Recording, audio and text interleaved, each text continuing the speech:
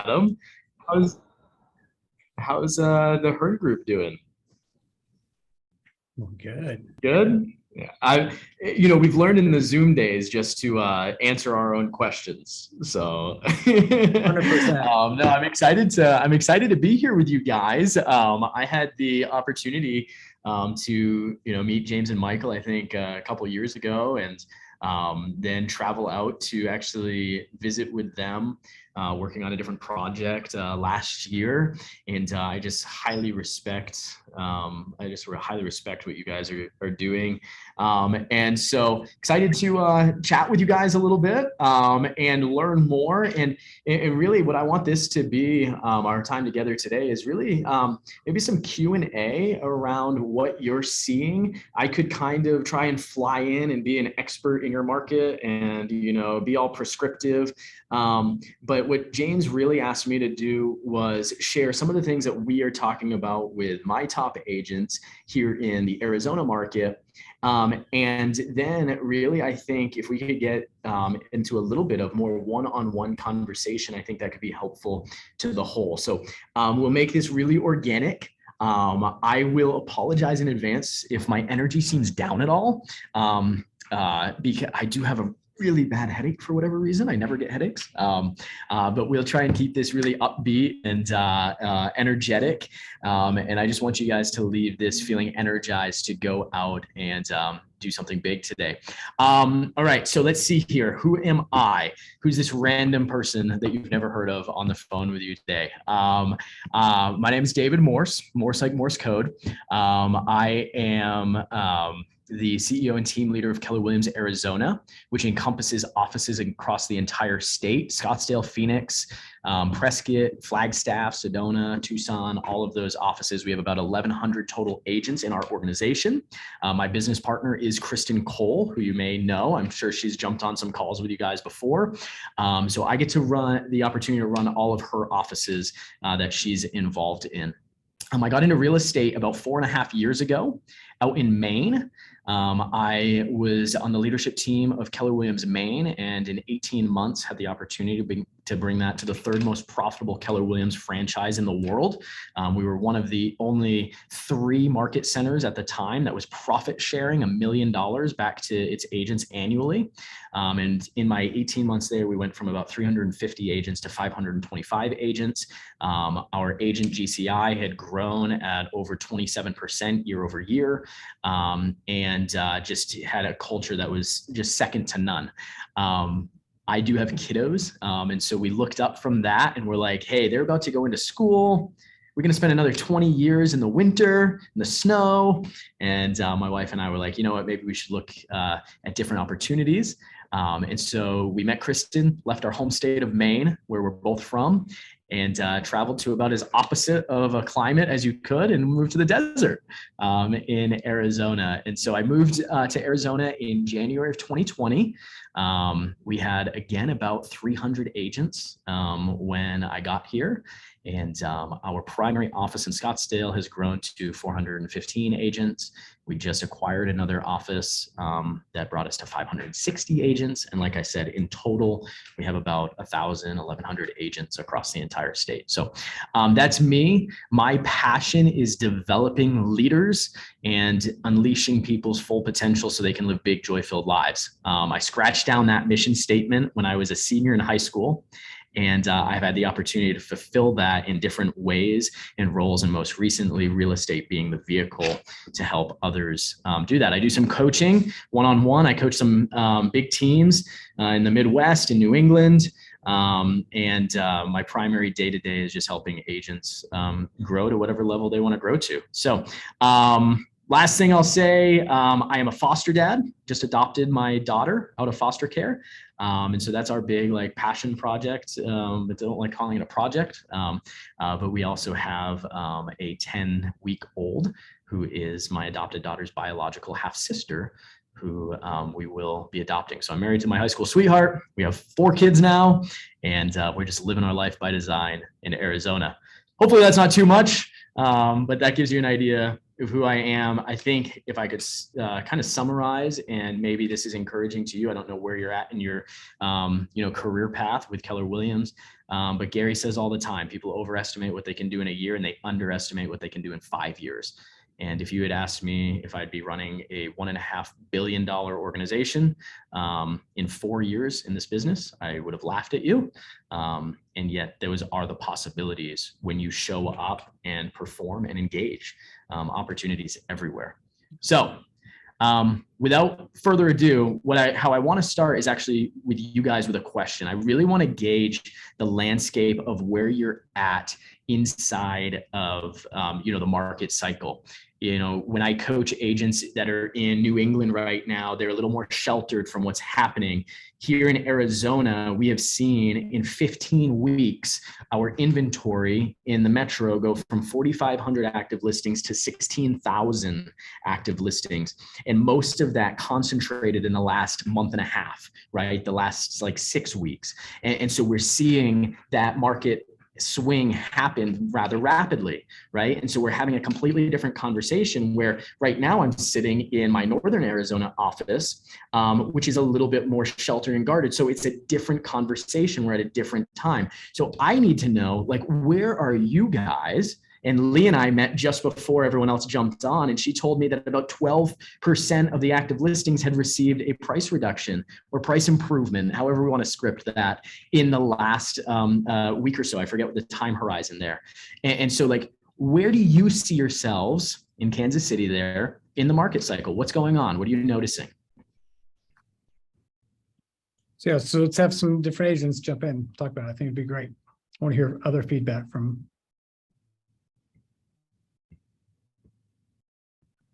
Lee, you're on mute. And I'll let you know too, I'm very comfortable with silence. So we could sit here for a long time.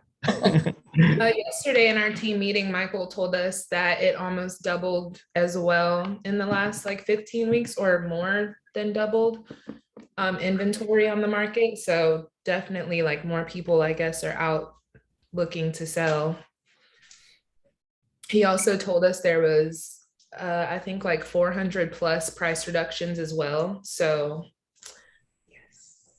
Well, let me ask you this, Courtney. So you just brought up two great things, and I don't want to make any judgments about where you're at, but to me, you look pretty young. You've probably been in the business for what? How many years?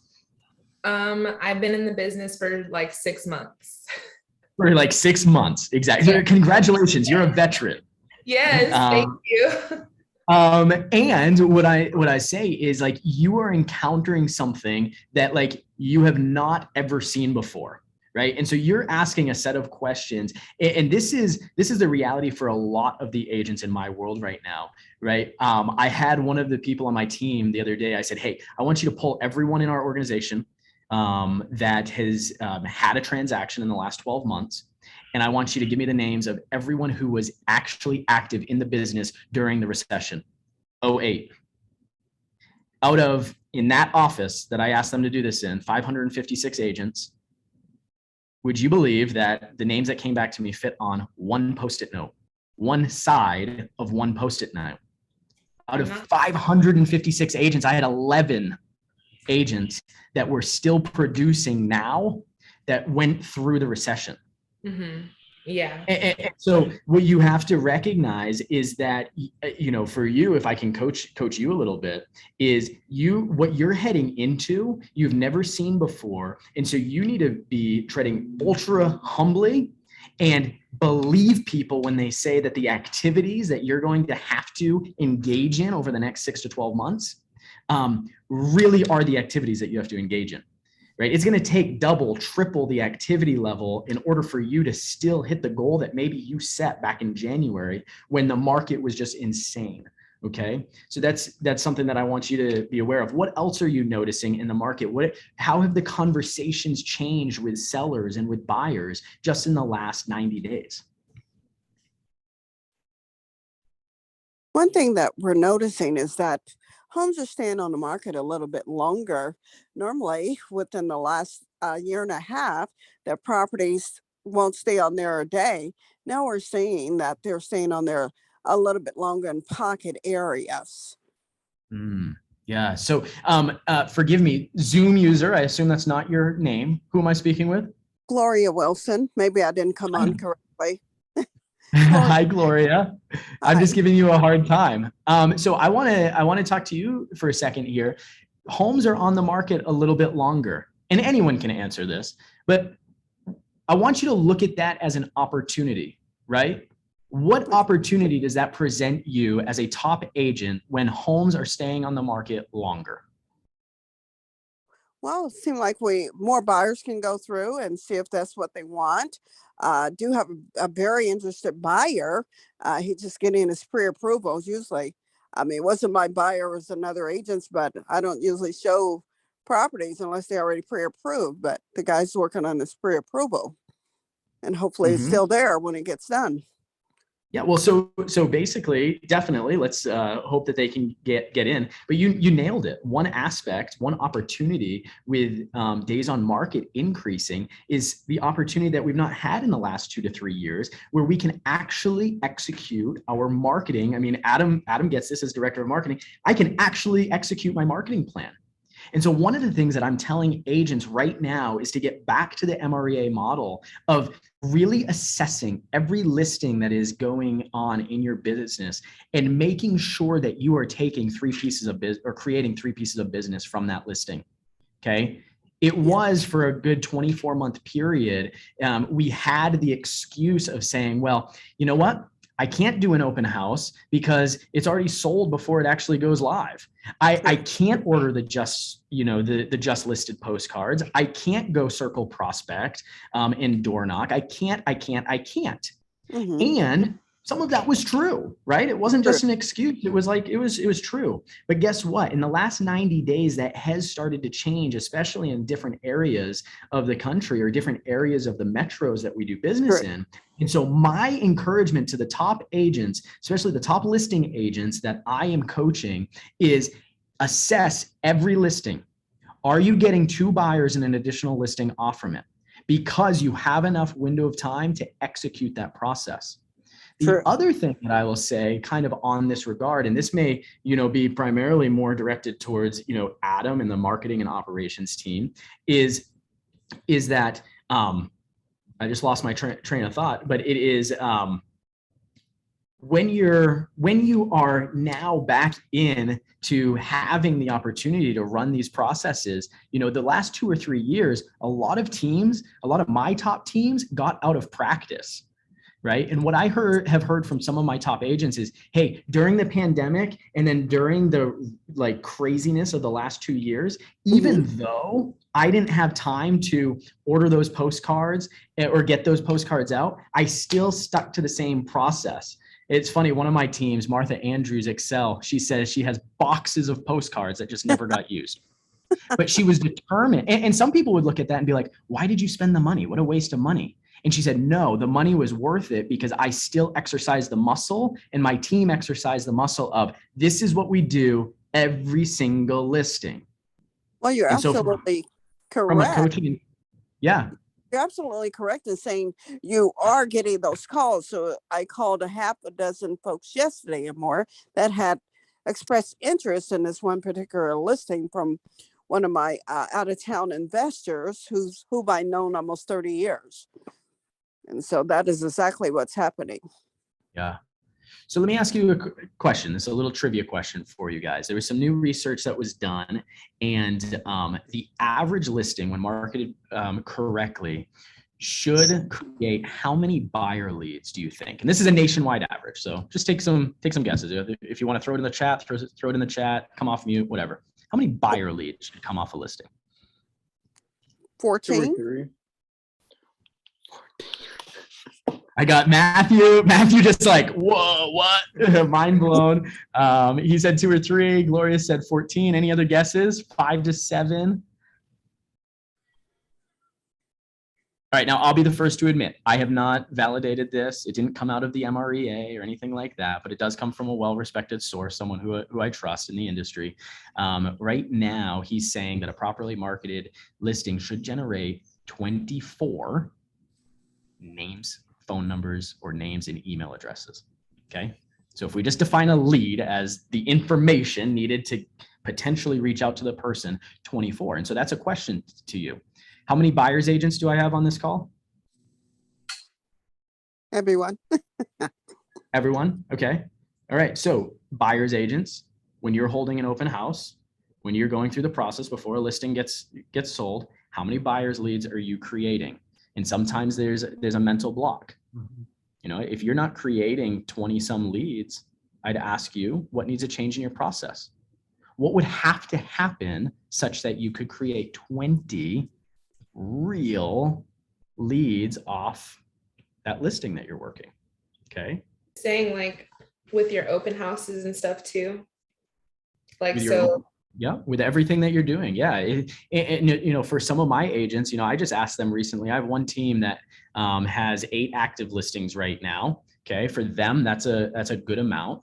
And I was sitting with their team and I said, how many open houses are you holding at each of those listings?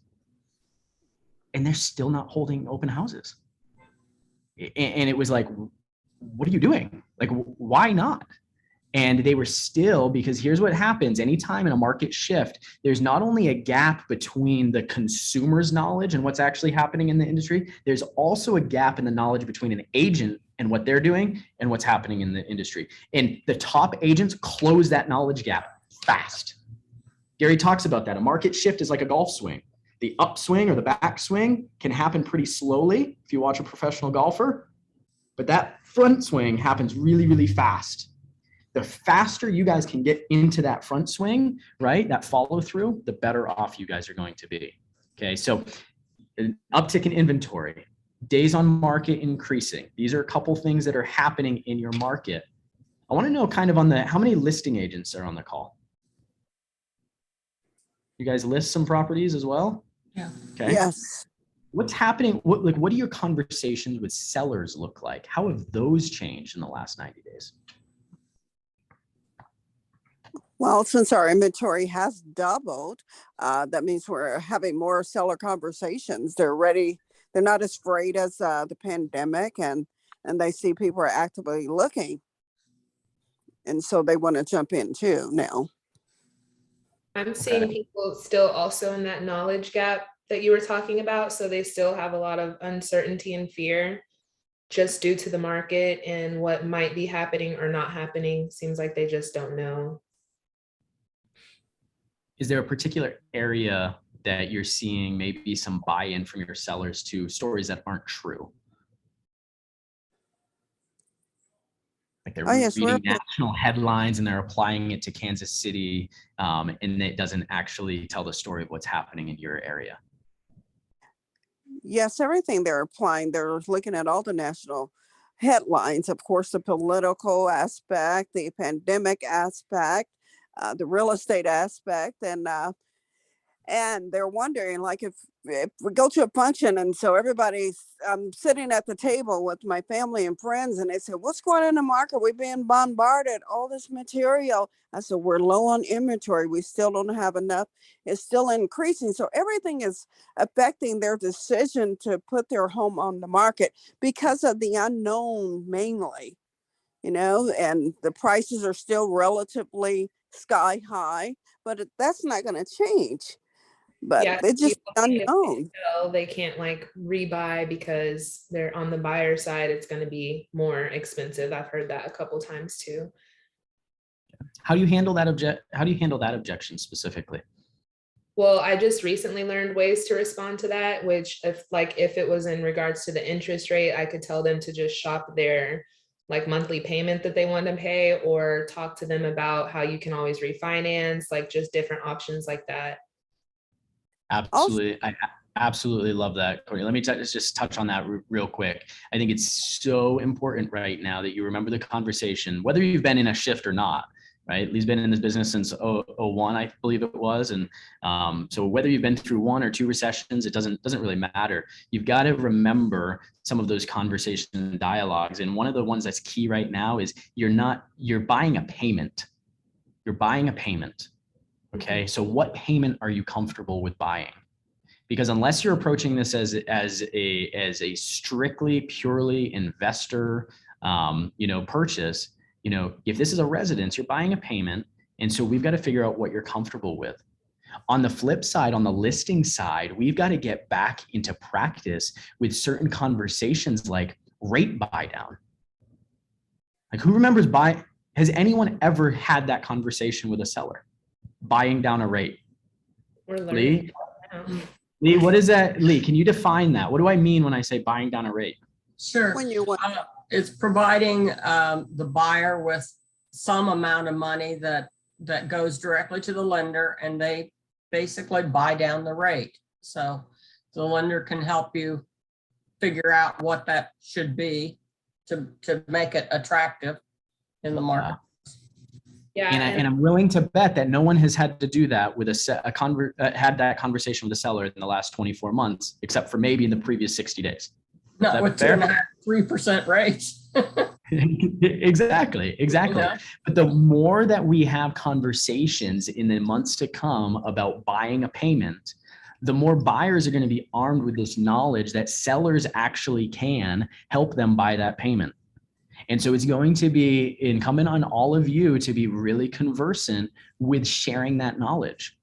Here's the thing. If you as an agent have not had to deal with that conversation much at all, do you think the consumer, do you think your buyers and sellers know that, understand that? No, not at all. And so in order to become the trusted fiduciary, one of the things that top agents are definitely doing is they are being the first to educate on these specific things. So what would it look like for you, just as a really tactical, tangible thing, for you to actually develop a little bit of a script and put out a video on what this actually means? What would it look like for you to touch your database in the next week with this conversation, right? Top agents are getting to this fast. We had a very, very mini shift across the country back when COVID hit, right? From March to May, there was this little tiny blip on the radar, right? You know, the agents that were most successful during that little mini shift, they were the ones who pivoted the quickest. And I think Hern Group was probably one of these, who completely changed their messaging to safety. We're going to keep you safe. Those are the agents who over the next 6 to 12 months took massive market share. Okay. So what it teaches me, and it should teach you, is that the agents that perform during a shift are the agents who move fast. Okay. And so I'm going to encourage you to move fast in these different areas that we're talking about. Don't sit on the sidelines. Okay. Don't second guess yourself. Trust your intuition and go for it. Go fast. Okay. So we're touching on a myriad of topics. Okay. I'll come back to asking you guys some more questions, but I do want to just share a couple of things that I am really harping on with my top agents right now. And the first thing is going to seem super elementary to you guys. Okay. And I don't want it to sound elementary, but here's what I learned several years ago before even getting into real estate. I was actually running an insurance company, and I used to say that the best do the basics better. Has ever heard some iteration of that? The millions are in the mundane. Okay. In a market shift, the people who double their activities are the people who double their market share. Okay. And so I go back to what I touched on very briefly at the beginning. Maybe your personal goal was to close 50 transactions this year. And in business planning clinic in October, you work through all the different economic model and you realize, hey, I have to have 3 appointments every single week to hit my goal. And to get those 3 appointments, that's going to take 20 conversations. And to take 20 conversations, it's going to be 40 phone calls. In this market shift, no matter what happens, whether it turns into a big recession with REOs and short sales, which personally I don't foresee, but or it just is a mini adjustment where we get back to more of a balanced market. Either way, it's going to take you doubling or tripling that activity. And what I find a lot of times is most agents, we cannot double or triple our activities overnight. And so I encourage you, this might seem completely out of left field. How many of you are familiar with Dave Ramsey? and financial advice of Dave Ramsey. Okay, you heard of the Snowball Method? Okay, what's the Snowball Method? Elizabeth, you have cool headphones. What's the Snowball Method? Okay, so you have your credit card debt, let's say, and you have 3 credit cards, and one has a $50 payment a month, one has a $200 payment a month, and one has a $1,000 payment a month. So you start with the lowest one first, and you put as much money towards it as you can. And then when you get that paid off, you combine your payment and you take that $50 payment that you were paying and then start applying it to the next credit card, and you pay that down, and you're paying it down you're paying it down faster. And then when you pay that one off, then it snowballs and you take all of your payments for that one and apply it to the last one. And then you should be a Dave Ramsey coach. That's so good. I should. Way to go. Way to go. Standard wisdom would say, hey, you go attack the highest interest rate and you get that off your books. But what Dave knows from a sociological standpoint, psychological standpoint, is there's something about building up the strength, okay? There's something about building that muscle. And so you guys are like, as Elizabeth's explaining that, you're like, what the heck does this have to do with lead generation and doubling my activity? What I'm saying is the majority of agents do not have the discipline. Let's just get real. Okay. That's part of shift tactics. It's get real, get right in the mindset in your head. Okay. Most of us can't go from doing an hour of lead gen a day to doing 3 hours, or going from 2 hours to 4 hours. You can't. You can't jump into the gym after not working out for 10 years and just, start pumping iron for 3 hours a day. You have to build up to it. There's a building period. And so when I say top agents need to double and triple their activities, I don't want you to think I've got to do this all at once. Okay. Would that be ideal? Sure. That would be ideal. And I don't want to hold you back. I don't want this to be a limiting belief. However, I want you to really honestly assess where you're at in your lead generation activities. And I want you to say, what can I consistently add every single day that gets me to where I need to be? So maybe you're making consistently 20 contacts every single day. And we say, hey, in this new market, I'm gonna have to make 40 contacts. I am much more the type of coach and consultant that says, hey, how do we get to 40 over the next 2 weeks, 4 weeks? Because I would rather see consistent growth that you execute on every single day than falling down day after day, getting in your head and holding yourself back. Okay. So I want you in this market shift to give yourself a little bit of grace and permission to get to the destination. It's a climb. It's not just one jump, one leap. Does that make sense? Does understand that? Okay. All right.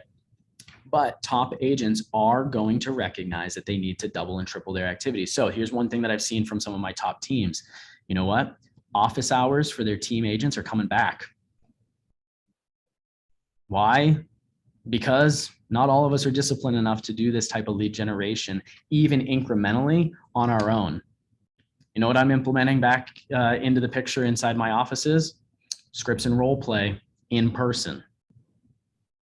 Call nights at all locations. When I talk about the best do the basics better and the millions being in the mundane, it really does go back to those 5 fundamentals of the millionaire real estate agent, which are lead generation, lead follow-up, script and role play, negotiating contracts, going on appointments. Those are the 5 things that you need to focus on, right? And so my question to you is, as a top performer, because I know all of you are top performers, who is your script and role play partner? How consistently are you engaging in scripts and role play? Who are you getting around that will hold you accountable to hitting this consistent growth in your activities? Because let's face certain facts. We can beat around the bush and we can just employ hope as a strategy. But the agents who are going to take market share that they never relinquish, which is what happens in a market shift, are the ones who make consistent incremental progress in their lead generation activities. Okay, have I harped on that enough? That's good. You get it? All right. So that's one thing that top agents are doing. What's another thing that top agents are doing? I believe that top agents in this market shift are analyzing what is working and what has worked, and they are staying consistent with those efforts. I'm going to speak specifically to Adam right now from a marketing perspective, and you are much more of a marketing expert than I am, but here's what I'm noticing from top teams. Some teams who have done really well at keeping cash on hand over the last 2 to 3 years, rather than the traditional idea that we cut marketing expense, they're actually saying, what is the one area in marketing where we've been most successful, and how do we double that marketing spend? I'm encouraging those teams not to employ or create a new marketing lever, but hey, if you're farming a neighborhood, what does it look like to farm that neighborhood 2x? Do we have the cash on hand to do that? Now may be the time to get into that type of mentality, okay? And I'm noticing this as a difference between, again, the traditional mindset, which has been, hey, we're gonna cut everything and we're going to run on a bare minimum budget. I'm seeing my teams, and I'm specifically speaking to teams that are doing 75 million or above, who do have a consistent marketing presence in the market that they're doing business in. They are saying, hey, we have been doing pay-per-click. It is converting. Now is the time to double that effort and keep converting at a high level.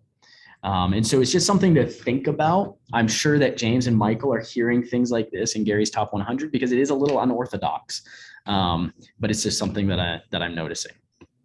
All right. I feel like I've gone on for about 10, 12 minutes, just talking a lot. I want to go back to asking you guys, okay, specifically what you're dealing with. What's your biggest challenge? Could be something we've already talked about that you want to dive a little bit deeper in. It could be something completely different. Let's see. We haven't heard from, I know Michelle's driving, Haley, Matt, Elizabeth, anything that you guys specifically have on your mind in your business.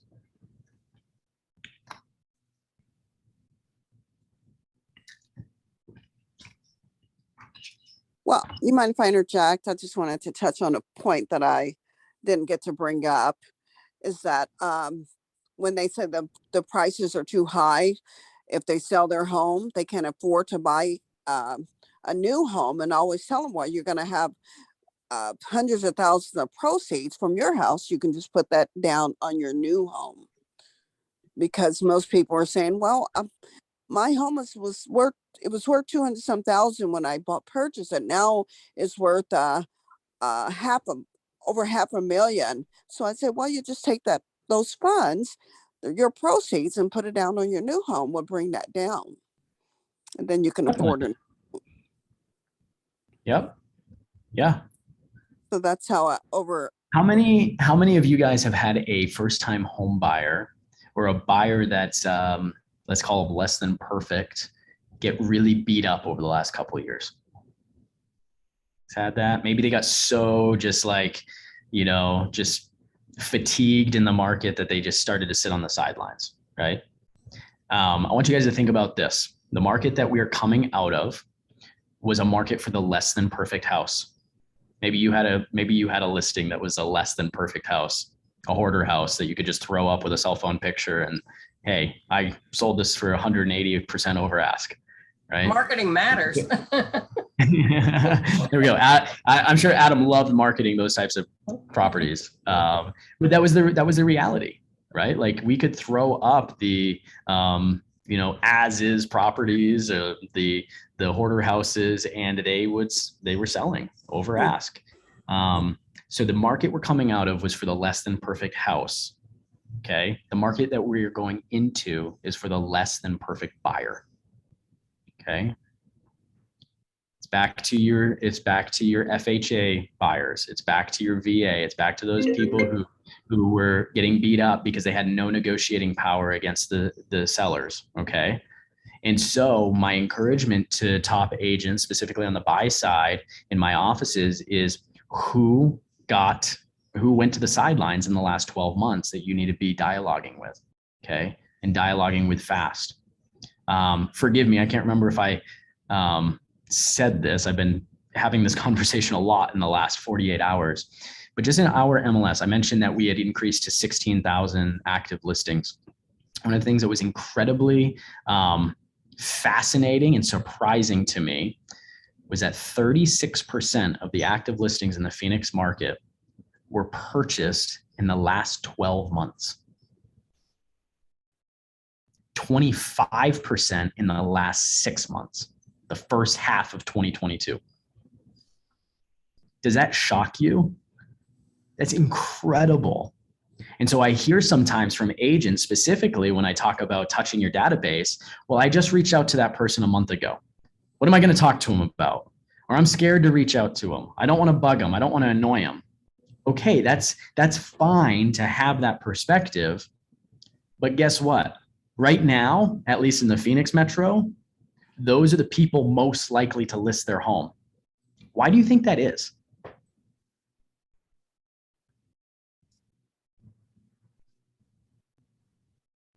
Any ideas? Settled. They had different expectations when COVID hit. Lots of things. You know, they're looking at the inflation right now and thinking, "Oh my gosh, can." Exactly, Lee. How many buyers settled because they were getting beat up? Even your really good buyers. How many, their companies switched to remote and they needed that home office? And so they sacrificed on the rest of the layout of the house just so they could get that because they needed to get away from the kids. And well, guess what? Now my company's going back to in-person. I don't need that. And now that's rough. At least in the Phoenix metro, there's been enough appreciation in the market where these buyers in the last 12 months, they're probably not going to take a loss. And if they are, it's going to be only minimal. And so they're willing to do that to now compete in a market that has triple the amount, or quadruple in our case, the amount of listings. That makes sense? So it'd be interesting for you guys to actually do a little bit of research around that. Another major driving factor for us is short-term rental and iBuyer here. Is iBuyer, how big is iBuyer in Kansas City? Not very, not right now. Not a big driver. So you probably don't have that same percentage as massive. And I would imagine there is still that segment. And so my question again goes back to, hey, have you touched your database?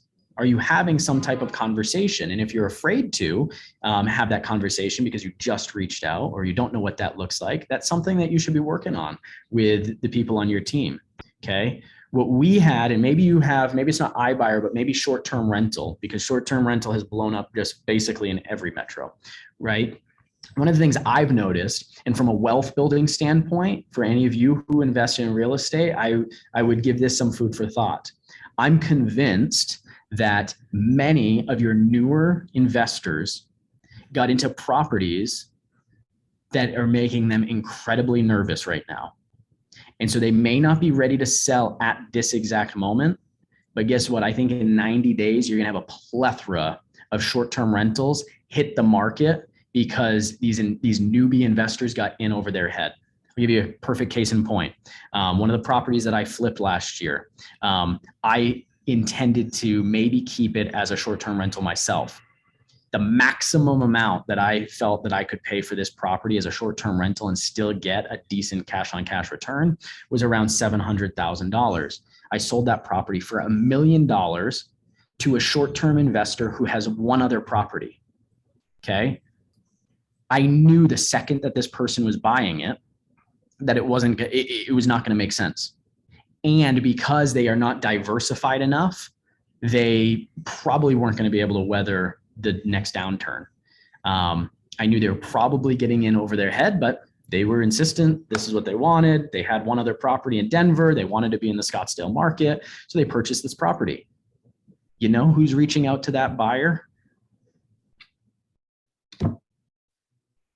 That person, I'm convinced they're going to have to sell it for 700, 800, 900. They're going to take a loss on it.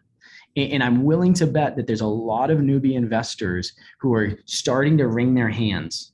And so I would start talking to the experts in your market, asking them questions like, I'd go to a short-term property manager and I'd say, hey, what are the vacancy rates like right now?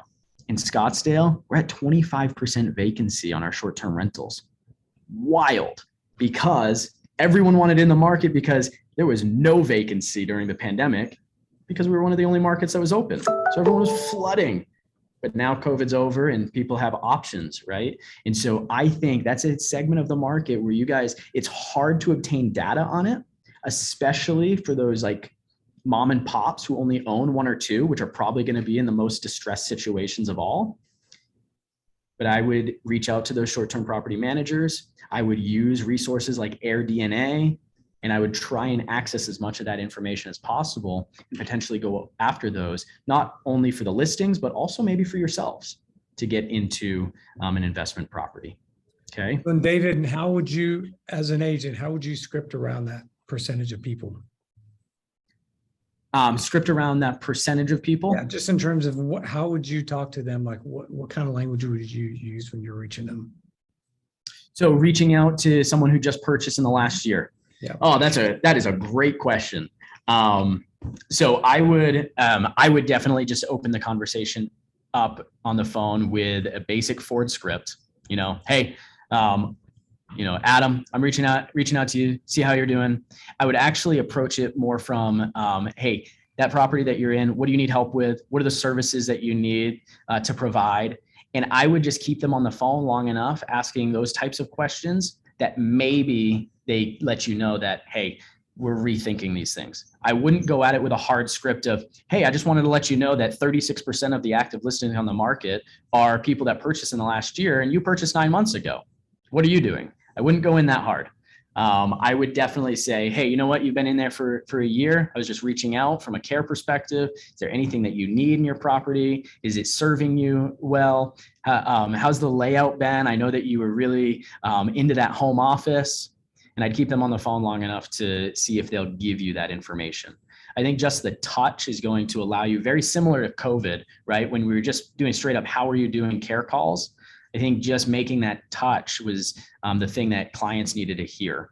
Okay. And I'll admit, there's probably a much better script.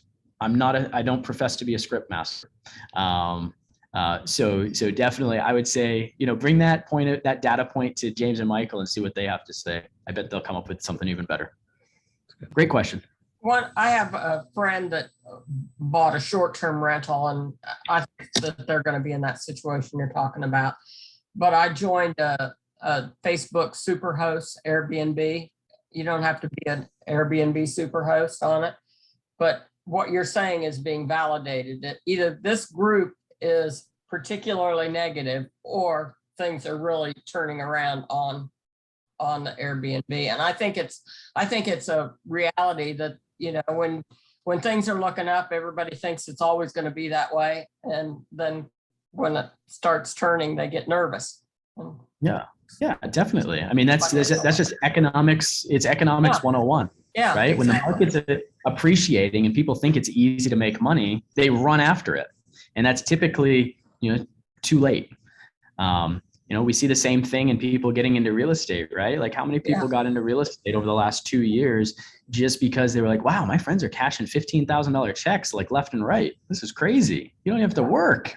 No, just put a sign in the yard. Exactly. And what they didn't realize is they're getting into a lead generation business. And unless you're ready to actually lead generate, be it through phone, social media, open houses, networking, or most likely a combination of 3 to 5 of those, right? Like you're not gonna make it. You're not gonna weather that storm. But yeah, that's definitely a segment that I think, both from the percentage of active listings, so people who purchased, also those short-term rentals, okay, and the dialogue of the less than perfect buyer, okay? Don't let interest rates sideline your less than perfect buyer. They are going to see the national headlines because they're not a real estate professional. They don't deal with this. They're going to see those interest rates creep up and they are going to try and sit on the sidelines. Okay. And you're going to be tempted as an agent to say, oh, they hear this every day. They hear that they can buy a payment, or they hear that the interest rate isn't, doesn't matter as much, or blah, blah, blah, blah, blah. You're going to tell yourself that story. And it goes back to the knowledge gap. You hear that every single day. They don't hear it. Okay. And so you've got to reach out. You've got to have a moment of courage, and you've got to reach out to them, and you have to talk to them about these things. You've got to educate and be the fiduciary. All right, let's see. I haven't given a chance. Where are we at with time? 12:50. So we've got about 10 more minutes. If this is valuable, if it's not, just log off or tell me to stop. But let's see here. Awesome. Nice to meet you, Courtney. Good luck on the showing. Let's see, Matt, Michelle, anything that you guys want to touch on? It can be on anything, buyer, seller, investing. I don't care. I guess my biggest problem has been, I work with a lot of first timers, and it is just like telling them that they can like shop a rate, you know, and it's like the interest rate isn't everything. You're telling them that they're marrying the interest rate rather than marrying the actual prospect of having a house. But I don't know, it's just it's a roundabout basically. You just keep going round and round until they actually like understand it, which I guess is kind of like a fault of my scripts, I guess. Okay. Do I have permission to maybe just pick up on a couple of things that you just said? Yeah. All right. So, and it may have just been as you were trying to process all that, but are they marrying the interest rate? I feel like a lot of them are. That's all they talk about these days. That's it. That's what they talk about. And that's exactly what you got to get out of their head. They're not marrying the interest rate, right? They're marrying a payment, and the interest rate can change. Data shows, and I would figure out how to put this out into social media, into a blog post, into a video, into your email newsletter. I don't know how you guys handle that on the team, if it's just one team newsletter, if you all do your own, but I would figure out how to get the economic information in a very simple to understand way that supports that interest rates are going to come down. Okay, they will come down. Now they're going to continue to probably go up for a period of time, but in the last 4 recessions, at the end of a recession, okay, the last 6 to 12 months of a recession, the interest rate has always gone down. And so then it just becomes a time horizon. Again, for your investors, it may not be the best time to buy, okay, right? But for someone who's going to stay in a home for 2 to 3 years, okay, that time horizon, you can show them with data that you're probably going to be in a position to refinance this thing if you stay. And if you go, right, it's getting familiar with those things like, okay, in an 11-year period in American history, the buyer of a home has never lost, that you've never lost money over an 11-year period, right? And so it's getting it's going to feel redundant. Like you just said, you kind of feel like you're going back, like you're going around and around and around and around. But what I've found, this is more of a leadership lesson for anyone that has to lead people. People need to be reminded more than they need to be instructed. And what I mean by that is you're probably rarely telling someone something new. Okay. You're reminding them of something that they've already heard before, but because they're in a different place, a different moment in their life, they're going to receive it differently. And so your job, Matt, is to figure out, how do I remind people? How do I remind people so much that they're not getting annoyed, okay? But instead, they're receiving it in a different way, and they almost don't even realize that I've said the same thing 5 times, right? And that's why I say there's various channels. Adam gets this from marketing, the marketing aspect. Right? You can put a piece of information into a video on Facebook, on Instagram, a story over here, a TikTok reel, whatever they're called, Instagram reel, TikTok, an email newsletter. In every way that I consume that piece of information, it's going to be lead to a different action. It's going to lead to a different call to action, or it should have a different call to action. And so that's what you have to think about. How do I creatively recycle the same piece of information in order to remind my people? I think it's helpful too to remind people that their rent's going to go up. Their rent's probably going to go up more than the interest rate. Yep. In today's world, you have no control over that. You're going to buy a house, so are you buying it for yourself or for your landlord? I like that. Yeah, it sure is. Michelle just threw in the chat directly to me. She says education piece is huge. I always tell clients you can always refi, and that's big. I want you guys to remember, kind of just by way of, wrapping up here, you guys are a fiduciary. Okay. I follow some, it's probably a waste of time, and here's where my lack of discipline sometimes comes out, but I follow an account called Actually Agents on Instagram. And it's just like a joke meme account.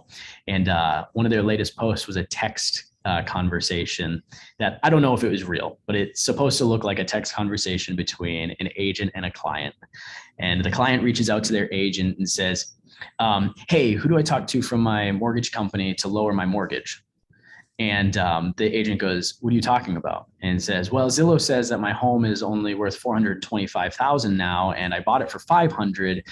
So I want to reduce my mortgage to $425,000. Right? Okay. And that, like, to us, it's like, okay, what are you talking about? That's absolutely ridiculous. If that is real, though, okay, this was a lack of fiduciary responsibility on the part of the agent. Okay. And we are in a market with changing interest rates and inflation and all of these things where you are the professional. Okay. And I'm going to challenge you guys every week to be growing in your financial knowledge, because the more conversant you can be in these things, okay, from all aspects, like what's an inverted yield curve? Why does that matter? Okay. Buying down the rates, like we've talked about, the more fluid you can be in all these conversations, the more trusted you're going to be as that fiduciary. And it's going to lead to bigger and bigger opportunities for you. Okay. And also, don't put the pressure on yourself to feel like you have to be the expert in everything, but you better know the expert in everything. Okay. And so who is in your tool belt? Really assess your partnerships right now and make sure that you have the expert in all aspects, right? I hope that you took maybe one thing that can be tangible and tactical for your business, but these are the things I'm telling and having conversations with my top agents about. And we are continuing in our office to outpace the industry and our listings taken and listings sold, which I'm very happy about. And so hopefully one of these things can be helpful to you guys. Any questions or things as we wrap up? It was awesome. Thanks for sharing your knowledge with us. Well, thank you for having me. I really appreciate it. And I hope to get out to Kansas City again and maybe visit all of you guys. Or how many of you are coming to Mega Camp? 80. Yes, a maybe. Awesome. Well, maybe I'll see you at Mega Camp in August. It should be fun. So wherever our paths cross again, I'm excited. When you're in Scottsdale, please come visit us. We love seeing our KW partners from other parts of the country.